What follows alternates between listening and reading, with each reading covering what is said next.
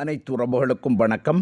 நாம் இன்றைய வீடியோவில் பார்ப்பது IPL 2025 ஆண்டு சுற்றுப் போட்டிகளின் 3வது போட்டியாக CSK மற்றும் மும்பை இந்தியன்ஸ் அணிகளுக்கு இடையிலான போட்டியானது இடம்பெற உள்ளது. இந்த போட்டிக்காக CSK மற்றும் மும்பை இந்தியன்ஸ் ஆகிய இரண்டு அணிகளும் எவ்வாறான ஒரு பிளேயிங் லெவனை அமைத்துக் கொள்ளப் போகின்றார்கள் என்பது தொடர்பாகவும் மற்றும் அவர்கள் அமைத்துக் கொள்ளப் போகின்ற பிளேயிங் லெவனை ஒப்பீடு செய்து பார்க்கின்ற சந்தர்ப்பத்தில் எந்த அணியினுடைய பிளேயிங் லெவனானது பலமானதாகவும் ஆதிக்கமிக்கதாகவும் இந்த போட்டியிலே அமைந்து கொள்ளப் போகின்றது என்பது தொடர்பாகவும் நாம் முழுமையாக பார்க்கக்கூடியதாக காணப்படும்.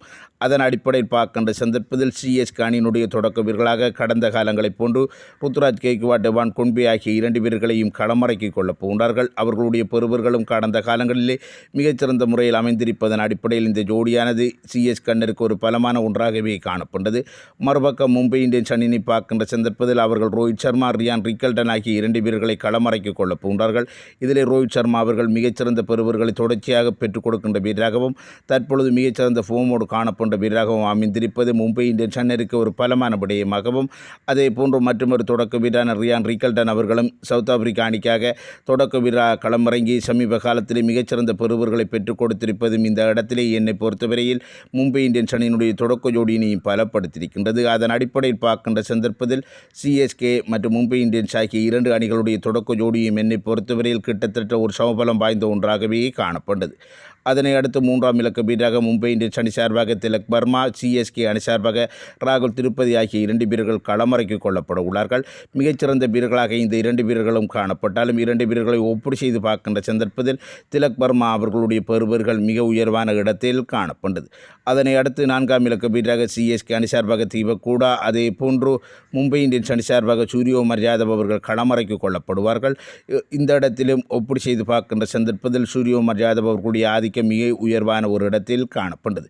அடுத்து 5ஆம் இலக்க வீரராக CSK அணி சார்பாக சிவன் டூபே, அதே போன்று மும்பை இந்தியன்ஸ் அணி சார்பாக பில்ஜக் களமிறக்கிக் கொள்ளப்படுவார். பில்ஜக் தரமான வீரராக காணப்பட்டாலும் தொடர்ச்சியாக IPL சுற்றுப் போட்டிகளிலே கடந்த 3 வருடங்களாக மிகச்சிறந்த பெறுவர்களை பெற்றுக் கொடுத்து வருகின்ற வீரராக சிவன் டூபே இருப்பதன் அடிப்படையில் இந்த இடத்திலே சிவன் டூபே அவர்களுடைய ஆதிக்கம் உயர்வான ஒன்றாக காணப்பட்டது. அடுத்து 6ஆம் இலக்க வீரராக CSK அணி சார்பாக சாம் குரான், அதே போன்று மும்பை இந்தியன்ஸ் அணி சார்பாக நாமன் திர் ஆகிய வீரர்கள் களமிறக்கிக் கொள்ளப்படுவார்கள். இதிலே போட்டியிலே அதிகளவான தாக்கத்தை வெளிப்படுத்துகின்ற வீரர் என்கின்ற முறையில் சாம் குரான் அவர்களுடைய ஆதிக்கம் உயர்வான ஒன்றாக காணப்பட்டது. அடுத்து 7ஆவது இடத்திலே CSK அணி சார்பாக ரவீந்திர ஜடேஜா, மும்பை இந்தியன்ஸ் அணி சார்பாக கார்த்திக் பாண்டியா என தரமான இரண்டு இந்திய வீரர்கள் களமிறக்கிக் கொள்ளப்படக்கூடிய சந்தர்ப்பங்கள் காணப்பட்டது. இந்த இரண்டு வீரர்களும் மிகச்சிறந்த இந்திய சகோதரி வீரர்களாக அமைந்திருந்தாலும் போட்டியிலே அதிகளவான தாக்கத்தினை ஏற்படுத்துகின்ற வீரர் என்கின்ற முறையில் சிறிய ஒரு இடைவெளியிலே கார்த்திக் பாண்டியா முன்னிலையில் காணப்பட்டார். அடுத்து 8ஆம் இலக்க வீரராக CSK அணி சார்பாக MS டோனி, அதே போன்று மும்பை இந்தியன்ஸ் அணி சார்பாக மிச்சல் சாட்னர் ஆகிய வீரர்கள் களமிறக்கிக் கொள்ளப்பட உள்ளார்கள். இதிலே எவ்வாறு பார்த்தாலும் சிறிய ஒரு இடைவெளியிலே மிச்சல் சாட்னர் அவர்களுடைய ஆதிக்கம் உயர்வான ஒன்றாக காணப்பட்டது. அடுத்து 9ஆம் இலக்க வீரராக மும்பை இந்தியன்ஸ் அணி சார்பாக தீபக் சகார், அதே போன்று CSK அணி சார்பாக ரவிச்சந்திரன் அஸ்வின் ஆகிய வீரர்கள் களமிறக்கிக் கொள்ளப்பட உள்ளார்கள்.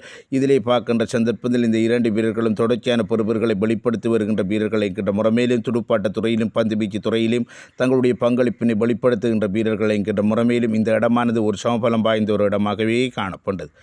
அடுத்து 10ஆம் இலக்க வீரராக மும்பை இந்தியன்ஸ் அணி சார்பாக ட்ரெண்ட் போல்ட், அதே போன்று CSK அணி சார்பாக மதிஷ பத்ரன் ஆகிய வீரர்கள் களமிறக்கிக் கொள்ளப்பட உள்ளார்கள். இதிலே எவ்வாறு தான் பார்த்தாலும் இந்த இரண்டு வீரர்களும் மிகச்சிறந்த போட்டியிலே தாக்கத்தினை வெளிப்படுத்துகின்ற வீரர்கள் என்கின்ற முறைமையில் இந்த இடமானது ஒரு சமபலம் வாய்ந்த ஒரு இடமாகவே காணப்பட்டது.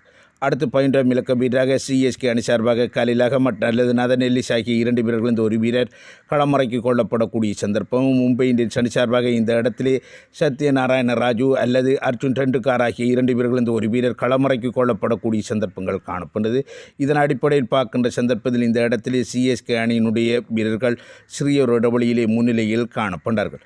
மொத்தத்திலே இந்த இரண்டு அணிகளும் மிகச்சிறந்த ஒரு பிளேயிங் லெவனை கட்டமைத்துக் கொள்ளப் போகின்றார்கள். இரண்டு அணிகளுடைய துடுப்பாட்டத்துறை பந்துவீச்சு துறை என்பன பலமடைந்திருக்கின்றது என்பது எனது எண்ணம். ஆனால் ஒப்பீட்டளவிலே பார்க்கின்ற சந்தர்ப்பத்தில் CSK அணியினுடைய அனுபவம், அதே போன்று மும்பை இந்தியன்ஸ் அணியினுடைய அனுபவம் என்பனவும் சம அளவில் காணப்பட்டாலும் என்னை பொறுத்தவரையில் சிறிய ஒரு இடைவெளியிலே மும்பை இந்தியன்ஸ் அணியினுடைய பிளேயிங் லெவன் முன்னிலையில் காணப்பட்டது என்பது எனது எண்ணம். இது தொடர்பான தங்களுடைய கருத்துக்களை கமெண்ட் செக்ஷனில் தெரிவித்துக் கொள்ளுங்கள். மற்றும் வீடியோக்கு லைக் பண்ணுங்க, கமெண்ட் பண்ணுங்கள். நன்றி, வணக்கம்.